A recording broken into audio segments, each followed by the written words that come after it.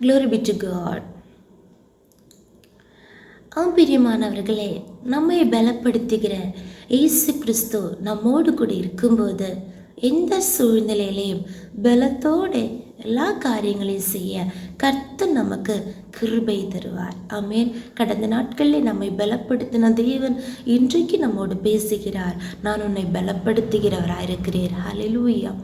ஆமென். என்னை கேட்கிற எல்லா தேவனுடைய பிள்ளைகளுக்கும் இயேசு கிறிஸ்துவின் இனிய நாமத்தில் என்னுடைய அன்பின் நல்வாழ்த்துக்கள். இந்த ஓய்வு நாள் நேரத்திலேயும் இந்த ஓய்வு நாள் காலை வேளையிலேயும் சற்று நேர தியானத்திற்காக ஒரு வேத பகுதியை வாசிப்போம். அப்போஸ்தலனாகிய பவுல் பிலிப்பியருக்கு எழுதின நிருபம் 4ஆம் அதிகாரம் அதனுடைய 13வது வசனம். என்னை பலப்படுத்துகிற கிறிஸ்துவினாலே எல்லாவற்றையும் செய்ய எனக்கு பலனுண்டு. பிரியமானவர்களே, அப்போஸ்தலனாகிய பவுல் கடந்து வந்த பாதைகளை நாம் நினைக்கும் போது அவர் அநேக கஷ்டங்களின் வழியாக, உபத்திரவங்களின் வழியாக, பாடுகள் வழியாக கடந்து வந்த மனுஷன். எல்லா விதமான ஸ்தோத்திரம், திருப்தியான அனுபவத்திலிருந்து, மேன்மையான அனுபவத்திலிருந்து, ஆசீர்வதிக்கப்பட்ட நிலைமையிலிருந்து சகலத்தையும் குப்பையுமாக ஸ்தோத்திரம் இயேசு கிறிஸ்துவுக்காக எல்லாவற்றையும் நஷ்டமன்று எண்ணி குப்பையுமாக எண்ணி தெய்வ சமூகத்திலே அவருக்காக வாழ்ந்த மனுஷன் அநேக பாடுகளின் வழியாக கடந்து வந்தார். ஆனாலும் அவர் சொல்லுகிறார், எல்லா நேரங்களிலும் என்னை பலப்படுத்துகிற ஒரு கிறிஸ்து எனக்கு இருந்ததினாலே, அந்த கிறிஸ்துவினாலே எல்லாவற்றையும் செய்ய எனக்கு பலன் இருந்தது. ஸ்தோத்திரம்.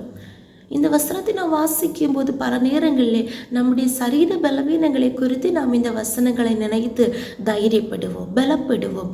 ஆனால் அந்த காரியம் மட்டுமல்லைங்க. அப்போஸ்தலனாகிய பவுல் சொல்லுகிறது, அதனுடைய முந்தின வசனம் 12ஆம் வசனத்தில் வாசிக்கிறோம், தாழ்ந்திருக்கவும் எனக்கு தெரியும், வாழ்ந்திருக்கவும் எனக்கு தெரியும், எவ்விடத்திலும் எல்லாவற்றிலும் திருப்தியாக இருக்கவும், பட்டினியாக இருக்கவும், பரிபூரணம் அடையவும், குறைவுபடவும் போதிக்கப்பட்டேன்.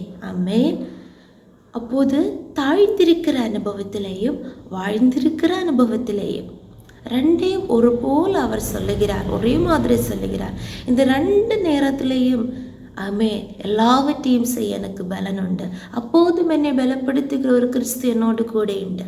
மட்டுமல்ல, எவ்விடத்திலையும் எல்லாவற்றிலையும் திருப்தியாக இருக்கவும், பட்டினியாக இருக்கவும், பரிபூரணத்திலே இருக்கும் போதும், பரிபூரணம் அடையும் போதும், குறைவுபடும் போது கூட அந்த நேரத்தில் என்னை பலப்படுத்துகிற ஒரு கிறிஸ்து எனக்கு உண்டு.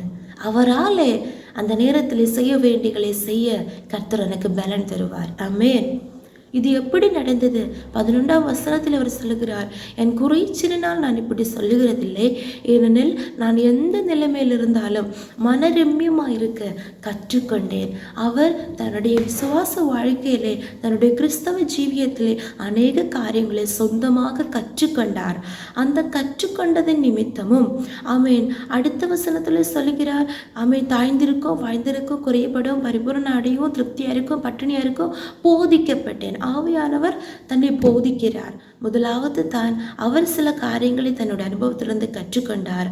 மட்டுமல்ல, அவர் பரிசுத்த ஆவியானவரால் அவர் போதிக்கப்பட்டார், தேவனாலே போதிக்கப்பட்டார்.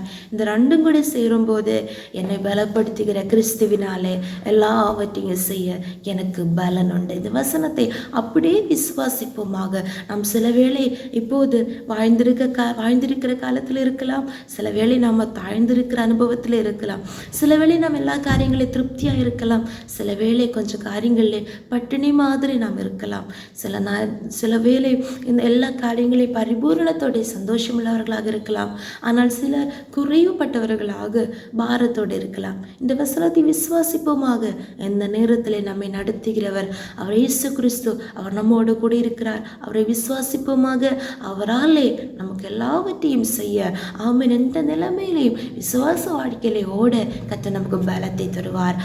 இந்த வசனத்தின்படி கர்த்தர் நம்மை ஒவ்வொருவரையும் ஆசீர்வதித்து சில காரியங்களை கற்றுக்கொள்ள கிருபை தந்து ஆவியானவரால் போதிக்கப்பட உதவி செய்து பலன் தந்து அவர் நம்மை நடத்துவாராக. ஜெபிப்போம். இயேசுப்பா ஸ்தோத்திரம். எங்கள் அளவில்லாமல் நேசித்து வழிநடத்துகிற எங்கள் அன்பின் பரலோக பிதாவே, ஆசீர்வதிக்கப்பட்டதான இந்த ஓய்வு நாள் காலை வேளைக்காக நன்றியோடு துதிக்கிறோம், ஸ்தோத்திரிக்கிறோம்.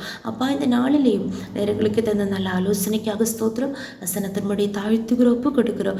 எல்லாவற்றிலையும் எவ்விடத்திலையும் எந்த நிலைமையிலையும் கர்த்தாவே அப்பா எங்களை பலப்படுத்துகிற இயேசு கிறிஸ்து எங்களுக்கு இருக்கிறதுனால எல்லாவற்றையும் செய்ய எங்களுக்கு பலத்தை தருகிற அன்பிற்காக ஸ்தோத்திரம். நன்றியோடு துதிக்கிறோம் கர்த்தாவே.